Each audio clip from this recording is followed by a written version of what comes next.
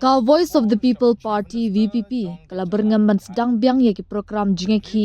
lada ka sorkar jela ka pulam ban penmi no mardor ya ka kaipot jong ka expert committee hakabayade ber ka job reservation policy ka jela Meghalaya.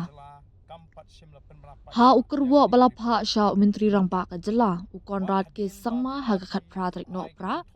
u president ka VPP u badeiru u MLA ka nongkrem u ba Arden ba Simon ula ong bagi Henry benai kala dep ya na du bala IT ka kaipot da ka committee Henry na kalyang ka sorkat kala shus ngap menti bar kampat shimla pun bana pat ba Henry ka sorkar jela layu I ba kamdan man satya bun pun bana pat ba ya ka kaipot kat haduk menta kata wat hadin ka jingai beteng jong ka party ban pun kan mau ula ong ka expert committee bala khli da justice retired Mulchan Garg kadai kabala thung ha ubanai nailur arja apply banshong bishar ya reservation policy jong snam khatkandai spa anyo pu ar ya ka kai phot la IT sha ka sorkar ha ubanai jilio arja apsan Henry hadu menta kampat shum la plait pai ba kabala penmi ya ka jingso kya halor ka jingle hok bat shai halor ka jing thau ya ka policy Umentri rangba Konrad ke sangma dangshen ulapan pau ba ya ka kai phot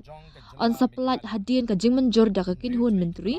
Henry shum la batai satya ya kapor kani kalong ka khubor sha chief minister jong ka jilla Meghalaya ken riutli ki panai kala ya hadin ba expert committee kala pha ya ka report sha ka sarkar jilla Henry kalong ka basngusi ba ka sarkar jilla kampat shimla penbana pat ba ya kani ka report hadu minta wat hadin ba ka party kal ai ke jingtho bonsin ban pen kan mau ba kidei ban pen bana pat ba no ya kani ka report lada ka sarkar kadang ye penslem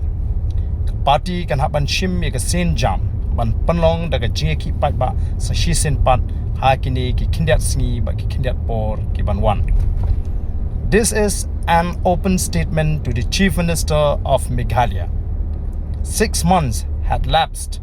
since the submission of the report by the expert committee. However, the state government seems not to be willing to make it public till today,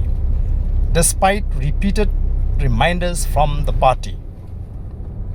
Therefore, in this connection, the party would be compelled